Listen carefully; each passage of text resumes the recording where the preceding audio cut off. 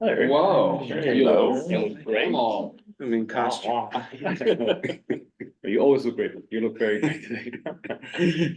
And dressed like you're ready for a meeting or something. Yeah, I think you should run this just Yeah, by fashion. Come on. You about that. All right. The judicial and whatever. Exactly. Anybody have news about the state budget? No, Nothing There happened was- today? there was something on the. By the way, we're ready to go. Ready to go? Oh, All right, awesome. Let's get to it. Welcome, everybody, to the April 16, 2024 meeting of the Land Use and Waterfront Committee. My name is Majed Abdul Samad, and I'm chair of the committee. Tonight, we're joined by Assistant District Manager Brendan Berth. The meeting is called to order at 6:31. As a reminder, New York state law requires all committee board members who are not able to attend in person to have their cameras and the first last name displayed for the meeting from the time the meeting is called to order until it's adjourned. Members of the public who are attending virtually, you can raise any questions or comments through the Q&A feature of Zoom. Members of the public who are here in person, please raise your hand. I can identify you so you can speak. If time allows, after committee discussion, we'll field questions from the public. Jim, thank you for volunteering to take meeting minutes tonight. We'll take attendance. Thank you, Brendan. Okay, committee members, I will call your name. When your name is called, please say present. I will announce if there is quorum. Majed Abdul Samad. Present. Victoria Benatar isn't here. Jim Collins. Here. Rich Mintz. Present. Larry Shire. Present. Sandra Sherrod is not with us. Lenny Simon. Present. Susan Steinberg. Mark Thompson. Present. And Dave Turzo. Present. We have a quorum. Thank you very much. All right, the agenda for tonight's meeting was distributed ahead of time by board office and is reflected on the screen before you. There are no objections, we'll adopt the agenda. Members of the committee, if you object, please raise your hand. Seeing none, the agenda for tonight's meeting is adopted. The meeting minutes from the March 25th and February 26th meetings are still being drafted. Apologies for the delay. They should be ready for review soon. They'll be sent to the committee, then they'll be posted on our website. Okay, quick ground rules. In order to conduct an efficient meeting, we'll observe the following. No one may speak until granted the floor. Committee members here in person, please raise your hand. If you make a motion, I'll identify you to speak. Committee members unable to attend in person, please raise your hand using Zoom, and I'll identify you to speak. All committee members, extremely important, one person speaks at a time. So members of the public watching at home can understand what is being said by each committee member. Chat function is only to be used to alert us to any technical difficulties. You can raise your hand through Zoom if you have any questions. Chat should only be used to alert difficulties or to state in writing whatever was said earlier in the meeting, like an email address. All right, with that covered, ready to start. First agenda item we have is a continued discussion of the City of Yes on housing opportunity zoning text amendments. So this comes with a quick disclaimer. Last time we met, as a reminder, we had a joint meeting, us and Housing and Homelessness Committee. They met before us yesterday. Yes. They made few amendments, nothing substantial, and that was passed. Can I give you a little context? Please. Our goal was to produce a resolution, pass a resolution that would also pass this committee. And so we accommodated some of the early feedback, like your proposed amendments on Stuyvesant Town. Right. We incorporated that, that made it through. The main material change that we made other than that was removing the language about provisionally endorsing the plan. So it's just a resolution with our requests for enhancement. Thank you. And before we open for discussion, I'll just mention the point of this is just to highlight some of our initial thoughts and questions and send them out to DCP. DCP are coming next month to present formally, and that's when we get to have an opinion, support, not support, disapprove, however we go. Oh, they're coming in May. Incoming May 14th is what they are likely to do. On May 14th, is that a meeting of this committee? Yes. Okay, great. Yeah. Great, terrific. So DCP comes regularly, and every time they've done CDFS, they've came here. Yeah. We can discuss if we want to join committees or if they wanted to attend housing homelessness. We'll have housing, we'll invite housing. I didn't mean to derail you. I'm just glad that it's confirmed. Okay, I didn't yeah. know if it was happening. Yeah, they literally just reached out earlier. Okay. Go ahead there. I just want to mention that the Governor Hochul yesterday in the speech mentioned FAR and elimination of FAR restrictions with respect to residential properties. What implication that has on the city, if it passes. And of course, this scheme is something that perhaps we should touch upon in this more or less interim resolution, because it could change our thinking going forward. What did she say? But my understanding is that the proposal is to raise the FAR cap from 12 to 15, which is pretty nominal increase. I'm not sure if it's enough to drive development that would not otherwise occur. My impression was that there would be no limit. Okay. Yeah, that was one. I'll say actually, since George James has commented on it for this committee before, I think it's been a year or two now, where he said it's helpful. Obviously, it's welcome. It's a good step forward, but that's not what's holding residential development in the city. Therefore, we should not have a lot of hopes on the increase, because there's a lot of R12. There are lots that are not built anywhere near the maximum. It's all 421. There's no, I mean, none of my clients can build because there's no way to finance Yeah, it. We get it approved, but we can't do it. My suggestion is this, that by way of addendum, is to finesse the fact that as of this writing, this is under discussion. I read the draft resolution. And we mentioned with specificity Stuyvesant Town as being one of the areas not to be, developed, this vacant space. And there's other places within the district. I'm just wondering if we should just leave it as a general route, or, because like behind the Phipps houses, Jim, I invited this for discussion. right? So. So yeah. the language that made it through housing was Stuyvesant Town, Peter Cooper Village, and other areas of Yeah, I open saw space that. that are intensively used by the public. And that was our attempt to get Stuyvesant Town and Peter Cooper Village in, because they're the most important ones to the members of this committee, but also not look like we're looking for something special for our district. Not spot zoning. We're looking for an approach that would also accommodate open space in other parts of the city. I think along with what you're talking about, maybe if you wanted to name them, if you were clear about them. I wasn't sure whether we could or should, as Majed was suggesting to me that maybe we should leave Well, it general. That would be my suggestion, is leave it as a general statement, as opposed to mentioning it with any specificity. Well, there is a history. There is a history with Stuyvesant Town, Peter Cooper Village, where it has been proposed that it be infilled, and that's why we're mentioning it.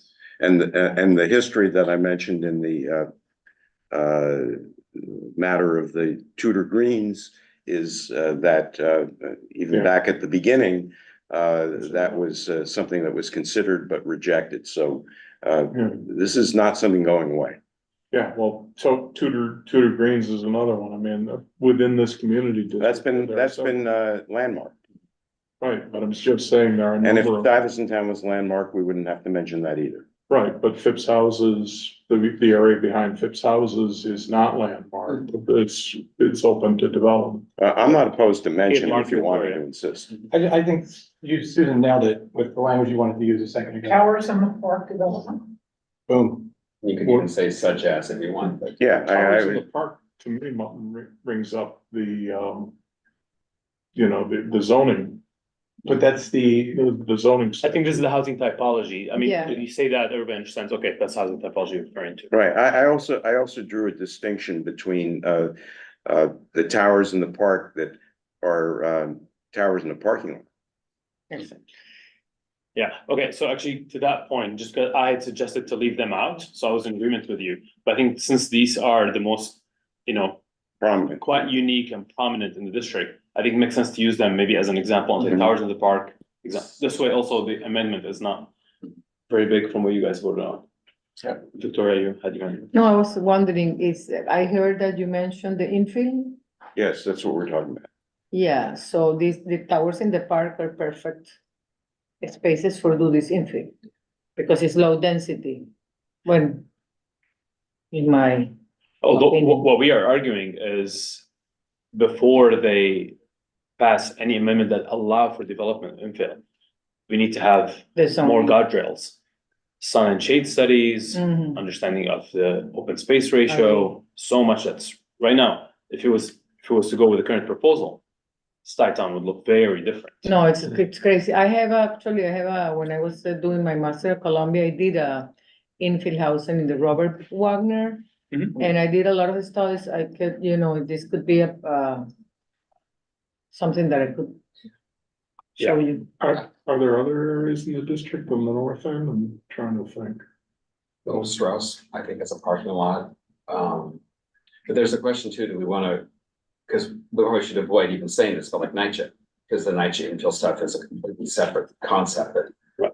they don't want, they wanna go on that on their own, but there are other places. Yeah, that's why I'm worried about Phipps houses. Yeah, you the know. Phipps isn't a public housing, but there are lots of places, not just in our district, elsewhere, and we just say, like this place like, what are like Town and Peterborough Village and cities, And- boom, that's good, yeah. On the other hand, if we're specifically mentioned in the draft City of Yes Housing Opportunity, we need Stuyvesant and Peter Cooper Village, I imagine we could mention it in the book.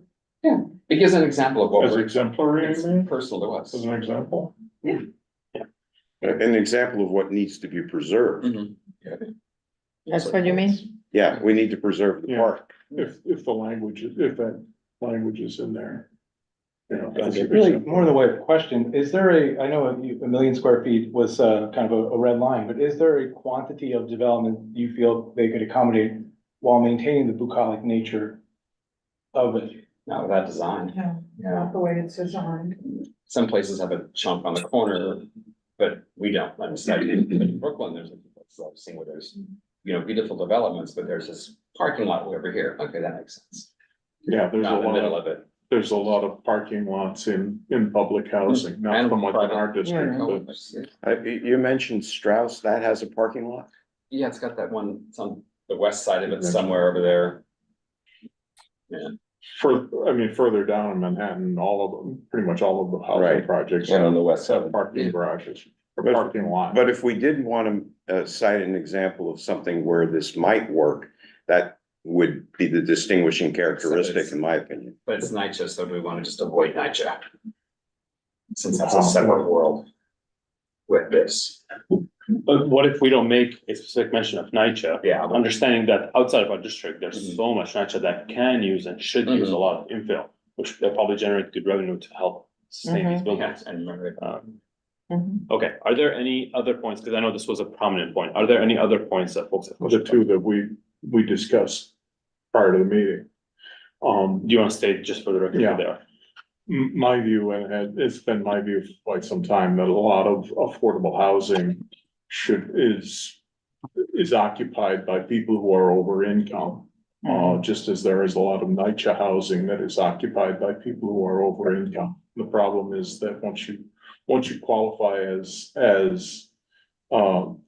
within the AM, you are qualified basically forever. And the example I gave is somebody that goes to work, they come out of Yale Law School, they go to work for a not-for-profit for, say, 3 to 5 years.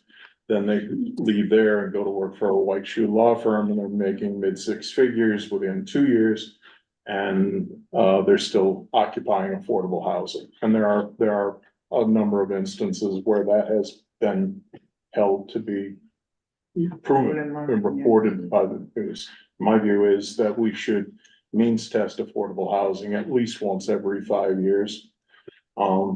And the second issue that I had is that we have a number of apartments that are being warehoused because of the legislation, I think it was passed in 2019.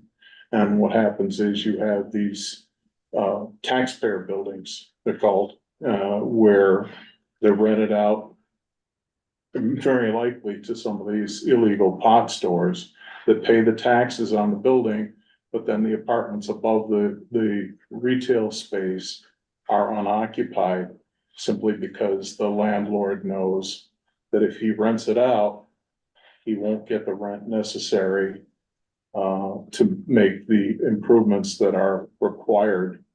And meanwhile, the pot store is paying, to hold the property from the tax assessor. And it needs to be, I think it needs to be addressed. For that reason, while I support the general resolution, I'm inclined to abstain for supporting this. Go ahead. I want to address the income change situation. People's incomes can go up, they can go down. People can have tragedies in their life. They can have an income generating relative that supports the apartment die. They can get sick with cancer, extended illness. Sure. A reversal of fortune if you kick somebody out and they need to get into some kind of support, subsidized housing will be very difficult in the future. And then there's also the continuity of community that has a great deal of value, non-monetary value to a community, to people's quality of life, being able to, myself, 43 years living in the same community, same apartment, enjoying the tapestry of the community. My income has not been the same at different times, and it's gone up, it's gone down, and I would push back strongly on forcing a means test on folks in terms of where their domicile is. We've had, sorry, we've had instances where people, and the example I gave is Charlie Rangel, the former congressman. He's occupying rent controlled apartments, two of them actually, on the Upper West Side, or up, I guess, West Harlem. And, those are apartments that could be occupied by one of the many families that are living in the shelters. Point taken. Hard cases, though, make bad law. Well, there's way too many instances of people who are over income. The Department of Housing and Urban Development, the Inspector General did a survey of NYCHA housing in 2015, I believe it was, and found that actually the majority, if I remember right, the majority of people living in NYCHA housing were over income for the city, for the federal standard. They had one instance of a family that was making something like $300,000 a year. And, numerous instances of that, and also with the affordable housing, an instance of a broker living over in Chelsea who, basically decided, I'm gonna take a year off and go fishing. And he qualified for affordable housing, and then after he qualified for the affordable housing, he went back and started making $300,000-400,000 a year, and he's living in an affordable housing unit. And I take your point about income being up or down, but that's what I'm saying. Do it every 5 years. Take the 5 years, average the income, figure out what the median is, or the average or the mean, and base it on that. Right. So if I can, sorry. Just on behalf of the Housing Committee, I would be interested in taking this topic into the Housing Committee to discuss, because we do talk a lot about the fact that, the putative affordable ranges are not actually affordable. And there's strong feelings about the topic. And so this is actually probably something that we should put on the agenda. Yeah. Yeah, and to that point, I was gonna just say, then since we're talking zoning, this I think is completely, both points are super valid, especially warehousing and the development incentives or lack thereof. But I think maybe those are things we take out outside of zoning, because they're more policy that the city should take on, even recertification, which I completely agree is like right up Yeah. the housing homelessness communities. Well, I wanted to because I agree with you, like income change. And you know, the building of community sometimes is hard and it takes time. So is there a way? I'm not sure if the affordable housing is really affordable, by the way. So and we need to create more housing, by the way. But if that's, so we wanna work towards that end. Mhm. But what if as you're saying, if people are making more income, they should pay more. I understand that NYCHA have an issue that they cannot afford to pay for the buildings because some people cannot pay. So, you know, if people make more money, they pay more, and if they want to leave, they leave, you know, and. Mhm. In other words, if you have a legal rent, that shouldn't change, but for the person who is earning this very high income, they could, at least while they're occupying the apartment, if they want to continue to occupy the apartment, pay more. And maybe they'll choose not to pay more and move out. Okay, so But this is that's policy, all yeah. great, yeah. All policy. Okay, so I'm gonna bring us back, just, are To there the any zoning, other okay, comments sorry. about the zoning? Go ahead. Two. One about the conversion.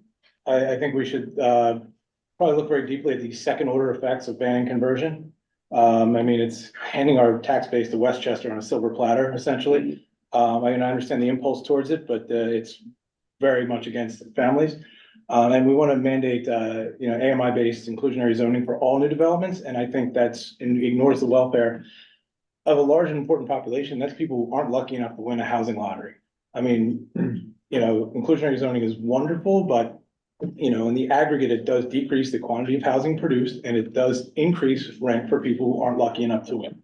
And I think we should remember those facts. And for conversion, you're talking about units conversion, not commercial to residential conversion. Correct, sorry, yeah, the Got it. one we addressed here. Okay, yeah, Yeah, that was one other aspect of the resolution, the large units.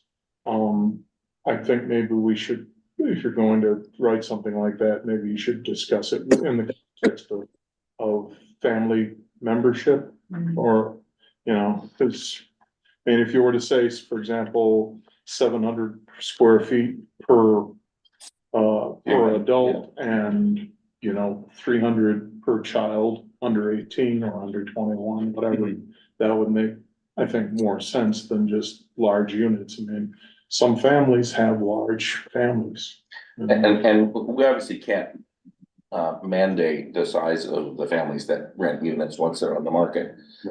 If this is too problematic, I don't think the housing committee would object if you removed the provision on large units. on large units. Yeah.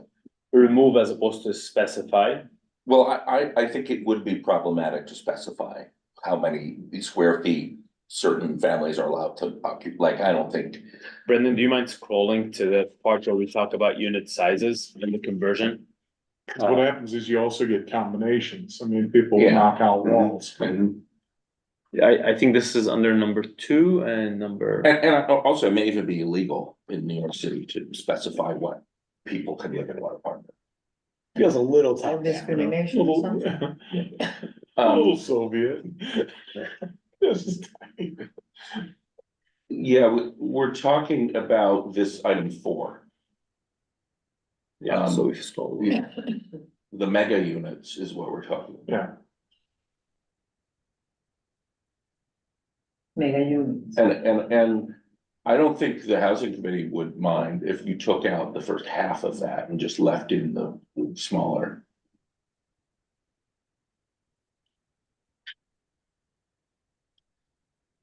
Okay, so the proposal here is to remove the first sentence from, I'm just gonna read it for the record. The proposal does not address the need to maximize the net increase in the number of units as new housing is developed. No, it's to remove, it's to remove provisions. The thing following that, the word Limits, provisions right. or the word units. And I'm gonna point. Thank you. It's this clause that we take out, Take out that. Also, and we leave this one. so it's the, From it until units, yeah. Mega Yeah, units. so from it until unit. Take out would N2. be- Yeah. Keep permit. Pull over to here and then put the his should back in. Wait, Pull so, over 2 more. It should. Yeah, it Leave should that. permit. oh, so. Yeah, just take that out. So in. Yeah, exactly. They have the Cross word out should be included include- through the comma. Yes. So just, it should permit. Yes. Okay, great.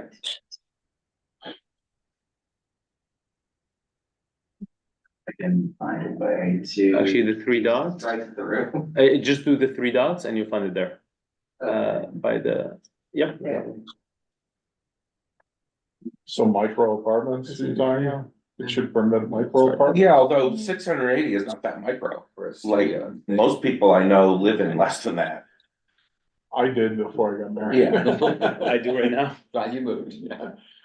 I mean, I would argue as long as fire codes are respected, trying there's to- nothing wrong with micro apartments. But you can just pull it out. It won't be confusing. Okay. There's no fix to homelessness without. I mean, I assume that all of those apartments under 680 could not be built today, if that's the limit now. Is that It wasn't the 480? reality of the market though, that they don't build under 680? I don't think you can. I don't know what that 680, where that 680 came from. We had those micro Right. units that Yeah. were produced, Yeah. which were smaller than 680, that Was required a 480, special 480. permit. Okay, all right. They were. It's not important. They were supposed to go up in, behind the flip sides. So, we're now at a position where you want to vote on whether this amendment should be made, or do you want to go on through the rest and see if there's anything else? Discuss them as a package. Maybe we discuss them as a package since there seems to be consensus on this. Yeah, I think there's consensus. Okay, were there any other points that we need to address? Go ahead, Sandy. I just want to remind everyone that these are questions that we have. It's not, we're not weighing in necessarily. Well, I mean, we are asking for things. We should ask, you should be asking questions and clarifications. And so we're asking them to include these things. We're asking essentially for enhancements to Right. the current proposal. So just, you know, that's the spirit of what we're doing. Right. We're not saying we approve or disapprove. We Yeah, want correct. clarifications, and we'd like them to add these items into it. Yeah. I believe that's the, Mhm. you know. what we're- One other thing that I know has been mentioned was, oh, it's already in there, income restricted units as part of the landmark transfer. Right, yes. Go ahead. I just raised it as something that came to my attention. The Historic Districts Council have weighed in and said specifically that they would like greater community board input on the transfer of development rights. And I think we address it generally saying community districts. They said something to the effect that they're concerned about the character of historic districts with transfers of air rights. Right. It was in their newsletter, and thinking maybe we ought to be a little bit more specific. We have Stuyvesant Town or Stuyvesant Park Historic District, couple of others. Yeah. Where are the others in our There's district? been Well, Turtle Bay. Tourist city. Yeah, Tudor City. Yeah. Tourist city is the biggest one. Yeah. Go ahead, Larry. Something that we have overlooked for the moment, maybe we'll continue to overlook it, but I just want to mention, if something happens on the Beth Israel campus, there's no zoning restriction that That's right. we're looking at in particular. That's kind of a potentially blank canvas. Is there any kind of a comment anybody here wants to make about that? I thought it was zoned for medical purposes. No. I think for the purposes of a city-wide zoning text amendment, this is very granular and it would be taken up as a case. Otherwise, if you're trying to, I think if we start to suggest to like tailor the policy to fit very, very niche cases, it gets quite dicey. I was approaching it a different way. I was just asking folks to think about whether what we're proposing here might have some sort of a consequence for that area that could tie our hands or enhance our possibilities going forward. Yeah, I One think way it or would make the it other. very, very you tell me if it's correct, it'd make it very enticing to put housing in there, should the hospital not be there anymore. Mhm. Granted, we like the Right, hospital, encourage it, but is it but something we do in here? It might be. I don't know, yeah. It seems like it's, We need. I mean, this it's, is really meant to be questions as opposed to. as soon, Exactly, yeah. as soon So I as, think maybe we don't take it. yeah, I mean, we'll definitely take that up in the housing Yeah. committee as soon as it's clear that something's gonna happen. Yeah. Because, I mean, our board has been on record saying we want housing on the site for years. Okay, let's take one comment from the public. Did you have a question? Yes, I did. Go ahead.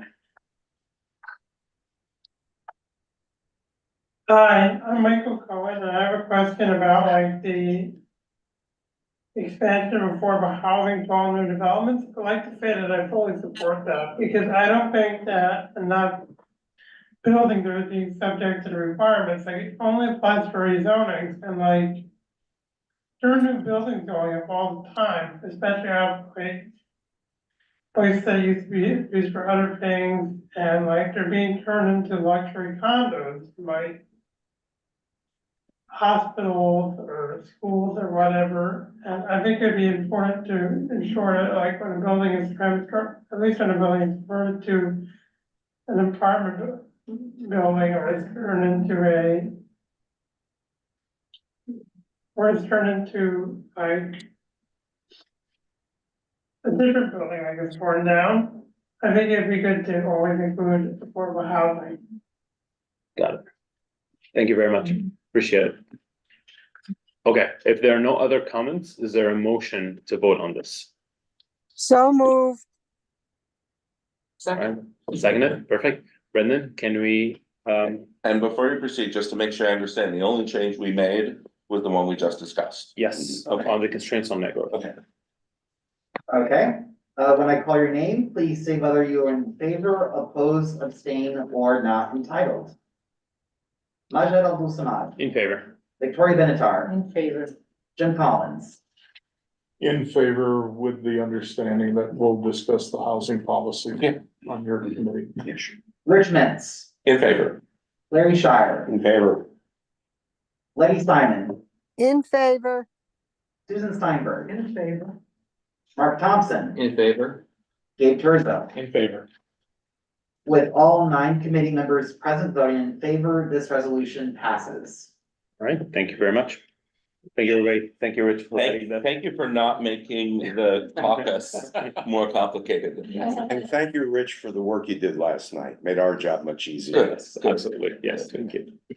All right, with that, the next item is an exciting one, presentation by CB6 Planning Fellow Saba Mahmood on climate resiliency. You all know Saba, and today she's presenting, she's giving a big before.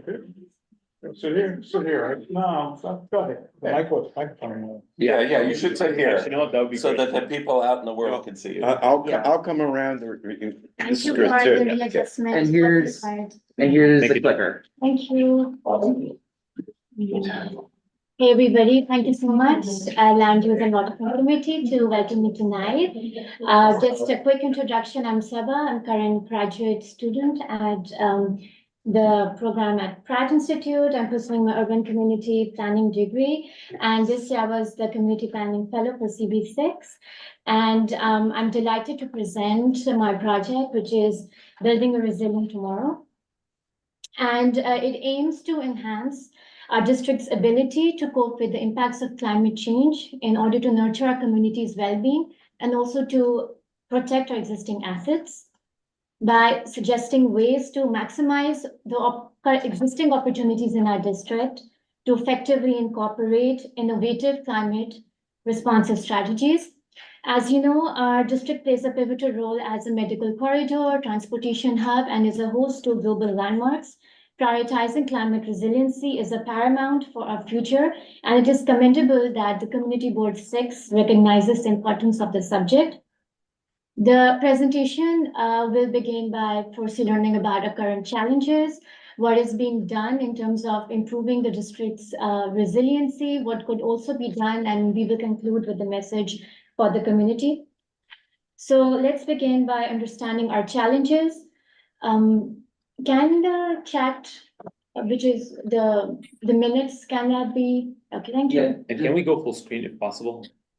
Oh, yes, that way. The little presentation thing in the bottom right.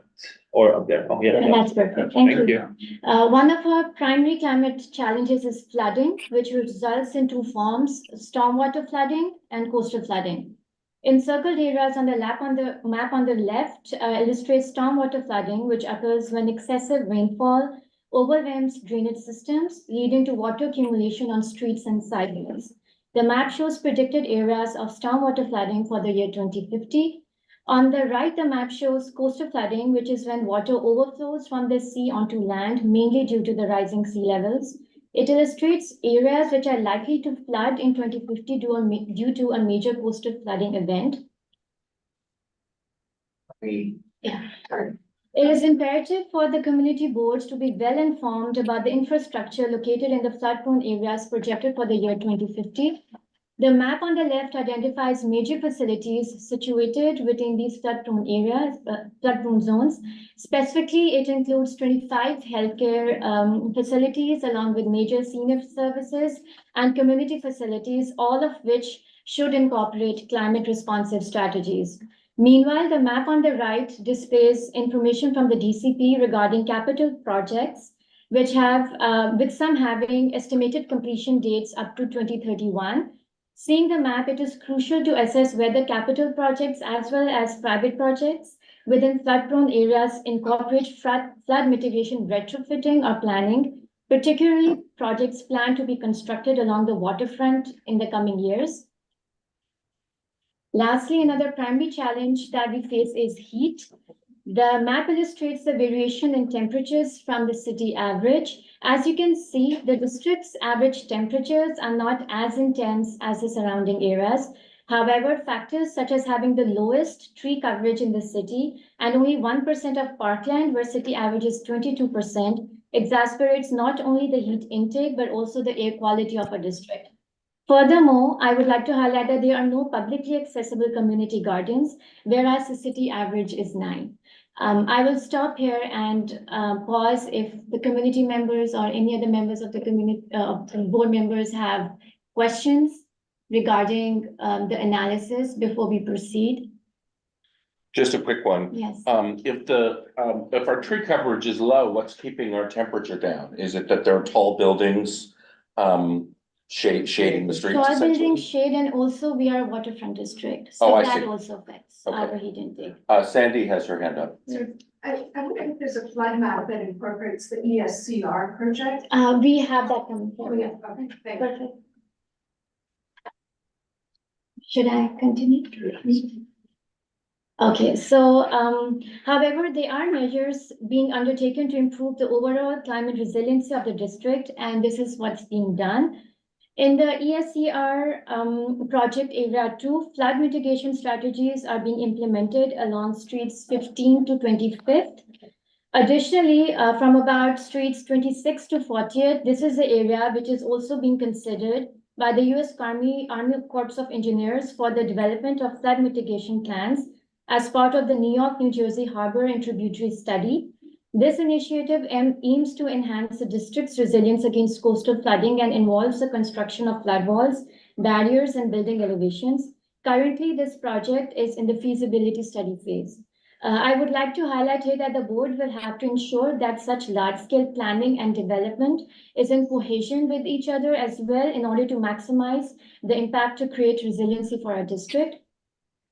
The DEP has also implemented key infrastructure projects aimed at reducing stormwater flooding within the district. These include installing permeable pavers in Sutton Place Park, constructing green roofs on the NYU Medical Center, and a rain garden near the intersection of East 15th Street and First Avenue. Furthermore, as a significant component of the Million Trees NYC initiative, the NYC Parks is also expanding tree coverage in our district through the street tree block planting program. Moving forward, I would also like to highlight here that the last two maps, the one on the DEP infrastructure and regarding NYC street tree planting, this implementation has mostly occurred on city-owned areas, and it is also highly likely that more green infrastructure features exist in our community on other private properties as well. Do we have, should I pause or do we have any further questions regarding measures? Okay. So ongoing future projects that aim at building resiliency is a strength of a district. However, given the increasing intensity of our challenges by 2050 and the spatial opportunities our district offers, we can create more climate responsive spaces that are accessible to the community members, and this is what could be done. Speaking of opportunities, we have publicly accessible waterfront parks, vacant lots, and open spaces throughout the district for implementation. In these areas, we can have more vegetation to help reduce the heat intake and improve air quality. In order to manage stormwater runoff, permeable pavers, which are porous surfaces that have gaps between them to allow water to pass through, can be installed. In Tokyo, they have also used permeable pavers on the roadways as well. Another project from which we can take inspiration from is a proposal to green parking lots in France, where their greening efforts also involve recycling of the asphalt, designating some areas designating some areas for vegetable gardens for the community, and also installing solar panels and providing the energy to the neighborhoods.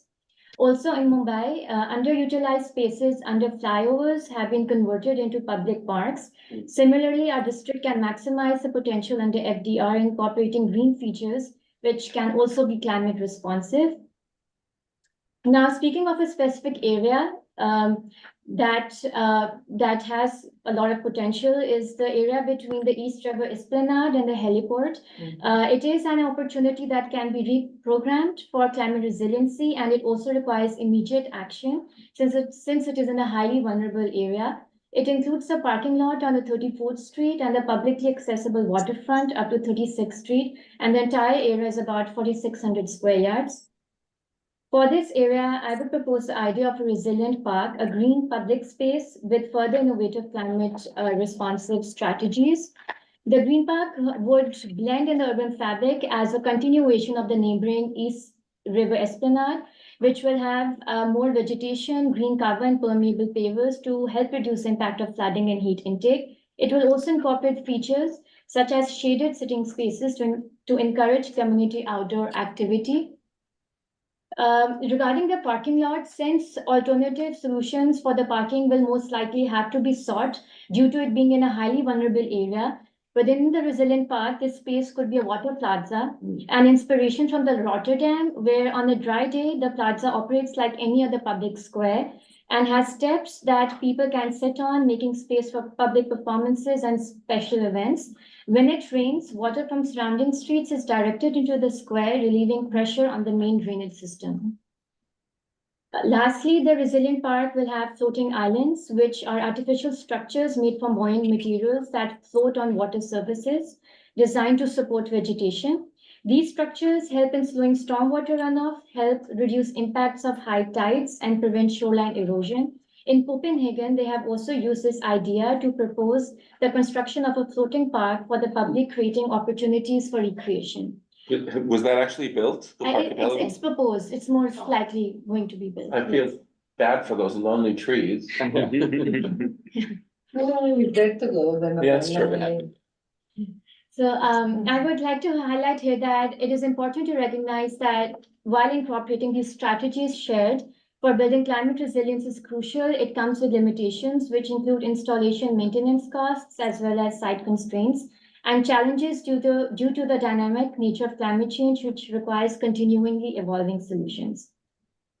Finally, I would like to finish the presentation with a message for the community board that it is surely inspiring to see the board's concern to understand the impact of climate change on our district and eagerness to learn about the strategies that can help reduce its effects.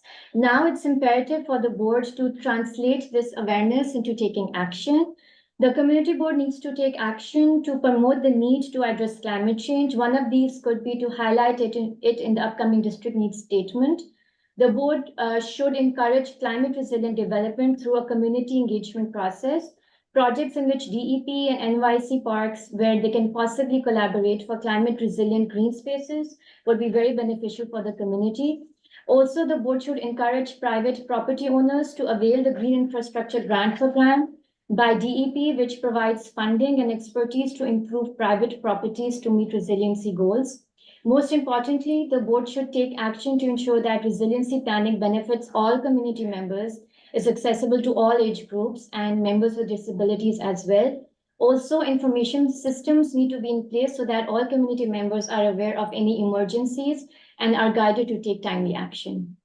And finally, for the community members, that community members need to build knowledge on climate change and be aware of its risks in the district, to stay informed of any climate-related emergencies, and to attend, participate, and volunteer in planning processes and advocacy efforts that promote resilience-building projects and policies for a safer future. Thank you for your time. And I now answer questions that you have. And Sure, go for it, Michael. Okay, so I'm Michael Cohen and I have a question about I like the idea of Little Island idea. And I like the way it's worked out on the west side of Manhattan. But I'm wondering, could you include could you create a space for recreation there, just like they have on the other one, and make it somewhere where you can really, maybe build a bridge between different parts of it, or have somewhere it has the other, the places they can have their canoes and stuff like that, Great. I'll see if that a beautiful park space as well. Thank you. That's a Any great thoughts? suggestion. I think if something like this can be eventually built, like it said, it should happen through community engagement process where amazing ideas like this can perhaps be implemented as well. But that's a great idea. Go ahead. In your recommendations, like how the community can get engaged and how the community board can support this idea and strengthen this, the fact of et cetera, et cetera. Do you have any instructions, guidelines that we can have so we can be a promoter of your message? It's how can we help you to move this message forward as the community board, as an individuals living in the neighborhood? Or you have something that we can probably give to the buildings? Or, I think, or if you don't, maybe my suggestion would be create a little Brochure. instruction Yeah. thing on how can we all participate, because I think this is very important what you're doing. Absolutely. I think that is what community organizations in other areas are also doing. So an organization in Red Hook in Brooklyn, they are facing the same issues. And that's the first thing they want. I volunteered to help them with their flood mitigation strategies. And that's the first thing they wanted me to do, is to create a brochure. And what they're doing is that they are on May 1st, they're actually putting it in children's school bags so that every brochure can reach home rather than just putting in a building. So that is one of the strategies that they're implementing. So it's really, really important to actually get the word out. It's really important, especially regarding preparations for any emergencies. Exactly. Yes, because that is a whole new education that everybody needs to know. And I'll add to that. Thank you so much, Sabah. It's Thank great you. to see the final version of the deck. That's a question. And so. Yeah, I'll get to it in a second. I was just gonna say, as we circulate this, the last few slides, I think, are really helpful for us to keep in mind for whatever comes in front of the committee, and we really should send this to the Parks Committee as well. DEP took it, talked about rain gardens, there's not nearly anywhere near as much as we need, and we should really advocate, more aggressively for that. I think even pairing it with upgrading infrastructure, when we talk about the FDR, these spaces, they need to be protected, and currently they serve just as pools, really, because there's seas of asphalt. So I think part of our advocacy, anytime someone comes and pitch any project in front of us, this should be a lens we look through, in my opinion. Go ahead, I agree with you. I'm just wondering, have you given any thought at all? We have what we call our pinch point down at 14th Street. Which is on the East River Walkway. I'm just wondering if you've given any thought perhaps to applying these ideas to that area so that the pinch point could be ameliorated and that people could walk around it through through a park-like space. Do you know Like that, we're discussing. are you familiar with the place that we're talking about? It, You need to describe it. yeah, it's a very narrow space leading between Community District 6 and, what's the one just Three. out was 3. And it's a very narrow space, but it hinders the walk along the East River. And we've never been able to address it. We've talked, I think it's been in our budget request forever to somehow replace it. And I'm just wondering if any of these notions that you have with respect to, outboard parks or freestanding floating islands, something of that nature might be applied there. Yeah, I mean, It- we do have spaces where we can incorporate these green mitigation. Sorry? We do have opportunities where we can implement these green strategies. Yeah, so if I can, this Yeah, is not map, working. maybe. Yes, I think we should look at it now. Show her where exactly we're talking about. Okay. Yeah, so we do have an open space right at the bottom. I think that's the 16th Street. And this is right here, actually, right at Yeah. the bottom. So we get to pinch. Right down here, Yes, between 13th and 14th Street.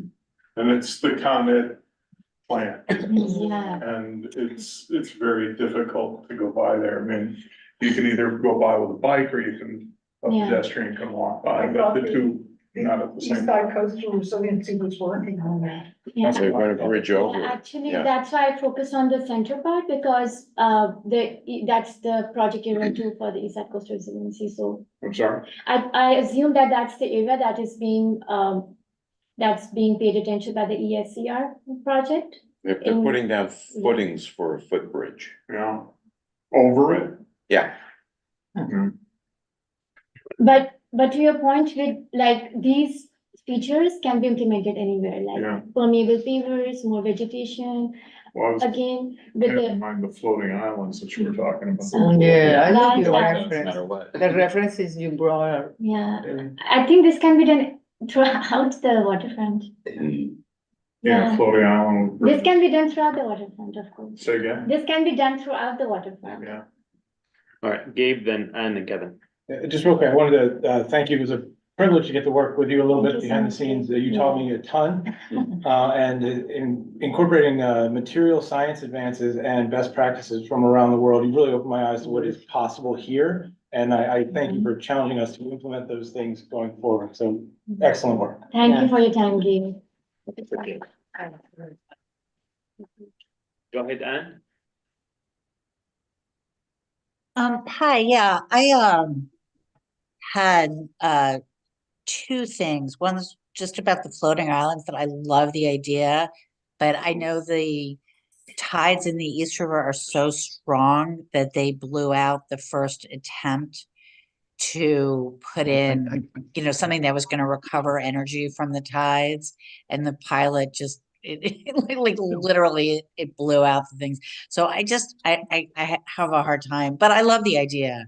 The other thing, and I have mentioned this several times when we talk about these issues of rainwater retention and flooding mitigation, is because DOT controls so much of like the square footage of our district. It seems like there are simple things like make the bulb, like they're building all these bulb outs. Why not make those at least semi-permeable, if not, actually green, like if not just put some plants in there, like just grass even, which will make them both more visible, and obviously improve stormwater retention. And I just, I never hear DOT coming up in these discussions. So I just wondered if you had any thoughts, if you feel like Parks and DOT talk to each other about this at all. So. if you have any reactions, but if you want, we can take all the questions in group. I think that's a great, I would say, suggestion. And again, I feel that moving forward from here, the CB really needs to ask these questions every time a proposal comes of a new development or anything which is being renovated, because especially the vulnerable areas that require, there's no other, like, you can't ignore this.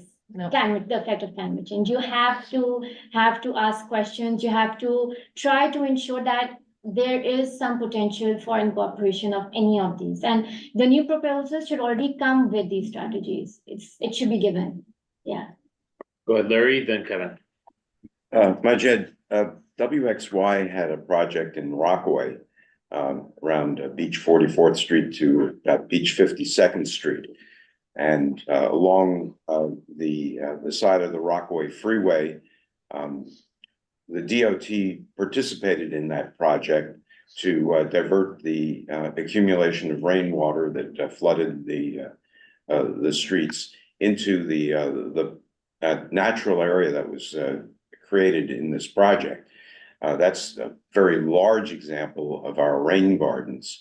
So we're only asking for a small version of it. And I do think that DOT can be persuaded to do more. And to that, I will just add one point to that. The East Midtown Greenway that recently opened between 61st and 51st is possibly one of the biggest missed opportunities. Yeah. It's right there in front of the edge, in front of the most crucial connector we have, the FDR, and it does nothing to protect it. I understand it was outside of scope, but that's one example of a missed opportunity that we should keep an eye on when the UN Esplanade part comes. You put your finger on it. When these projects are scoping, this is when we have to lean in heavy to include them. Right. Okay.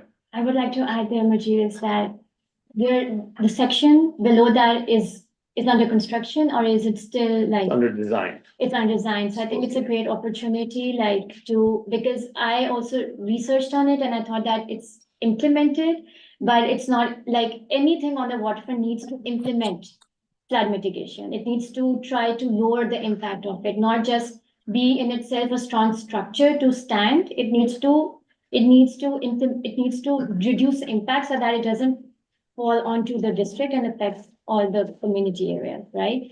So anything on the waterfront will have to do that. So perhaps they can have these floating islands. Yeah.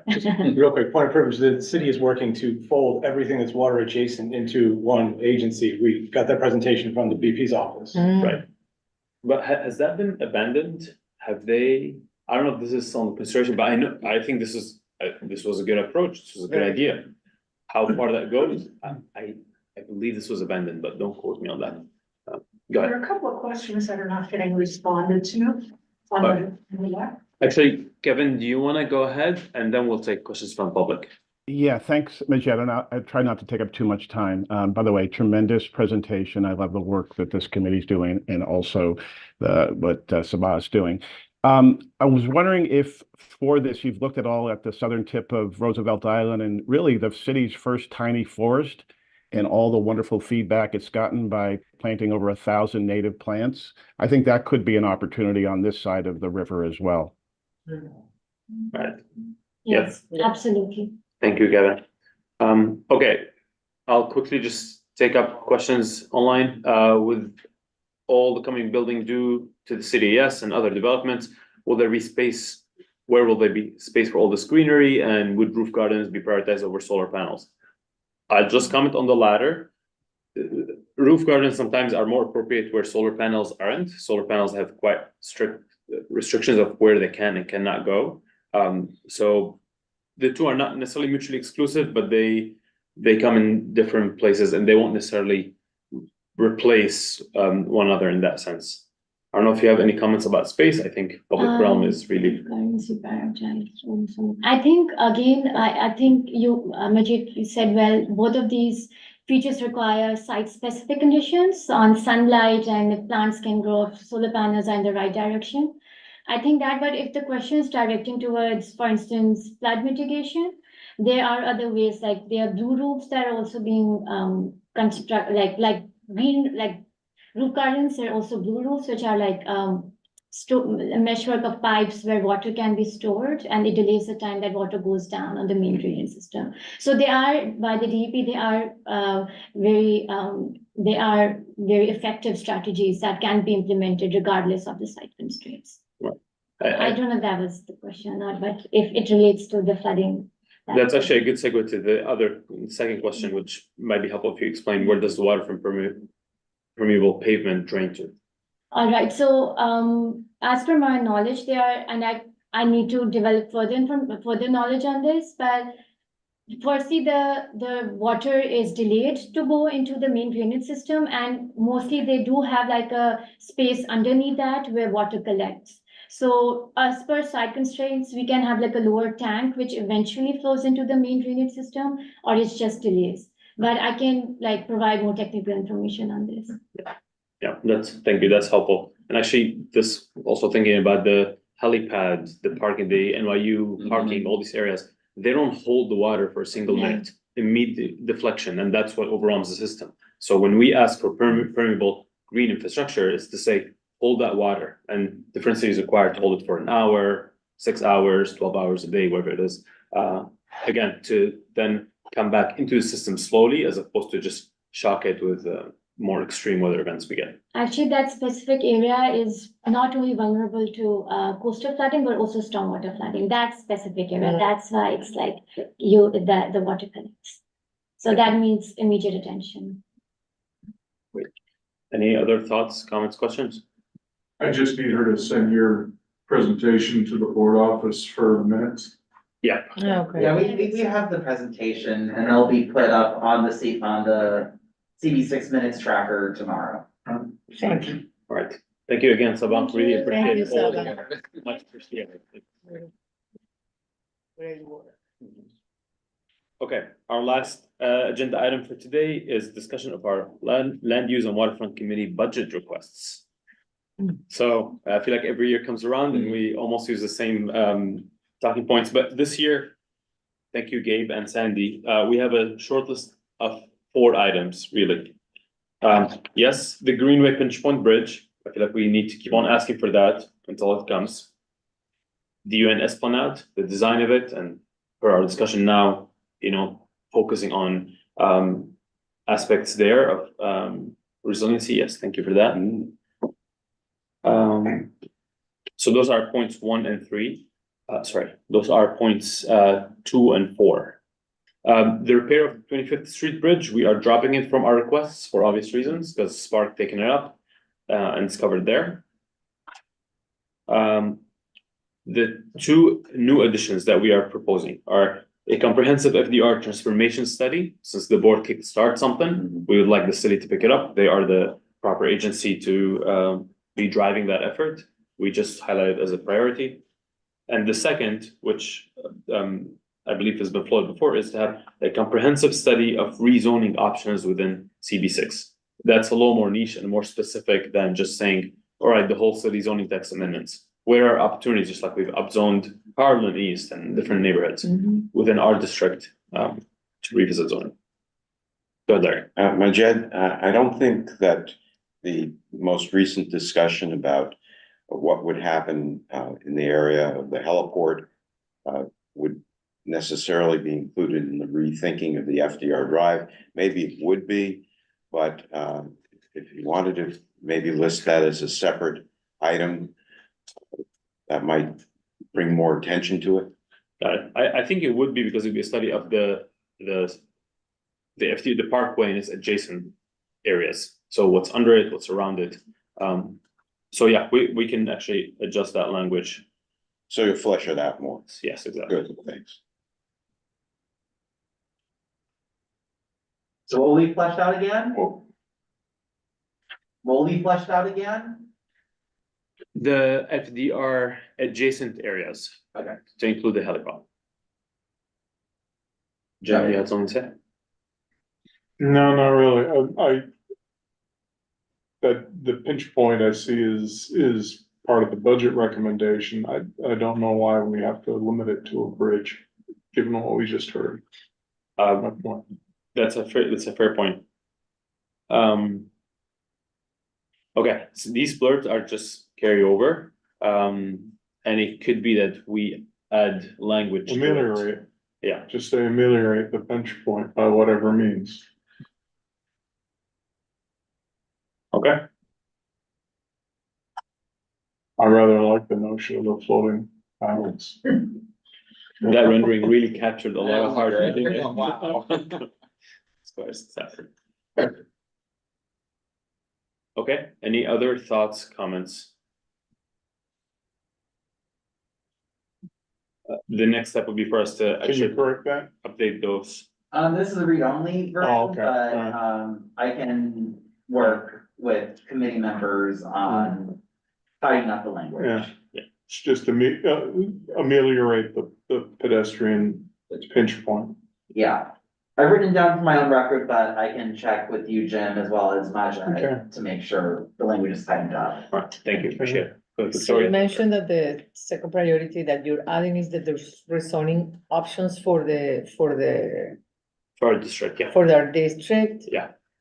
How do, for example, I can participate on that, or how can we help on this, or is there a way to individually help on that, or? So since this is a budget request, we're just asking the city to allocate funds for it. And how the process goes, obviously, we would be involved in different capacities. But I mean, to get the budget, you need any help or? For what though? Call the mayor. For the rezoning. For a single For this community study, district redistricting, or for a 197A plan, or what? no, No, neither, it's rezoning. just a rezoning study Of the entire district? of our district, Yes. yes. Which I have a feeling, I mean, when this was brought up, and you correct me with Cindy, is that Second Avenue has been, there's been a lot of focus, like, okay, this is an opportunity. Second Avenue lagging behind compared to others. Yes. So is there something there that the committee can, opportunities to unlock? I just want to comment, Jim, on the 2 points that you made about the islands. Mhm. It's a nice concept, but putting it outboard of the Con Ed plant where they receive deliveries of Mhm. fuel That might oil, be. that isn't exactly the best place to put it, plus it's in a navigation channel.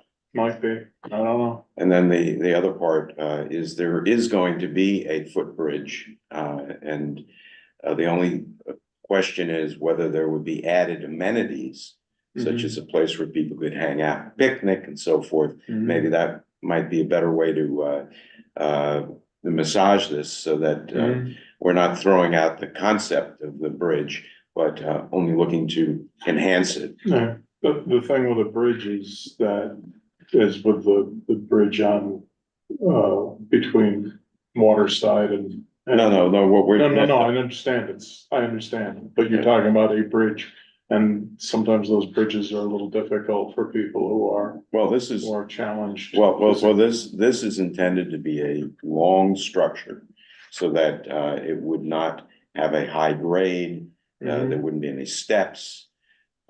And the purpose is to maybe cantilever out over the FDR Drive to Mhm. create an area that, at least what I'm envisioning, would allow you to enjoy the view looking up toward Roosevelt Island and Queensboro Bridge and relax there. Mhm. Yeah, and let's see what the engineers say. Yeah, actually, it might make sense for us to maybe call it the pinch point connection as opposed to specifying, I mean, a bridge there to go over the FDR, just 13.6 as the required clearance. That's like a 200 to 300 foot in leading from both directions. Right. It's a really like low slope, long. Right. Pinch As opposed point to a by, connection in the water possibly that can accommodate the refueling. well, I just came up with another word, maybe it's not as good, bypass.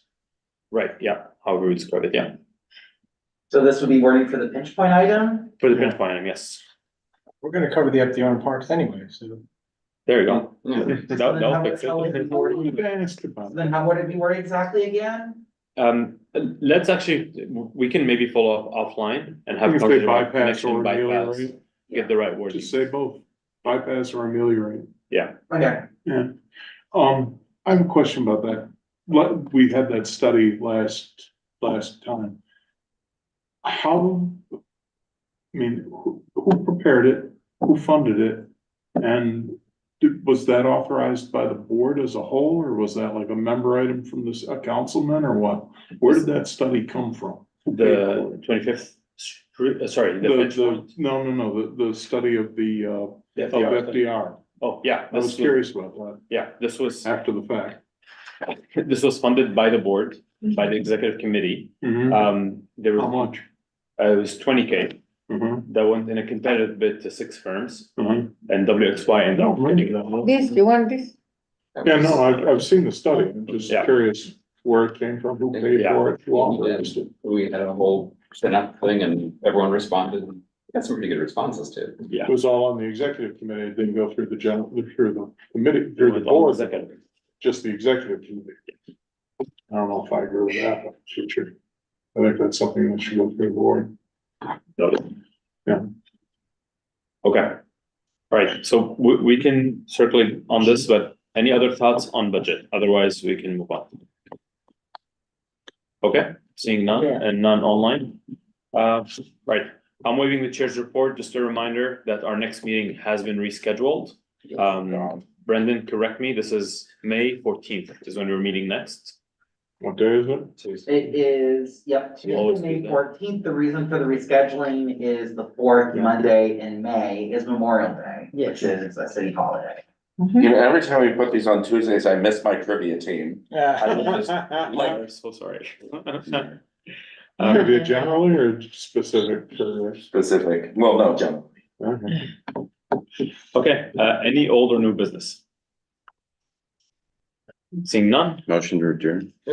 meeting is adjourned at 7:42. Thank you all. Thank you, Majid. Thank Very you. good meeting. Thank you. Thank you. Thanks for joining, Lenny. Thank you so Thank much. you.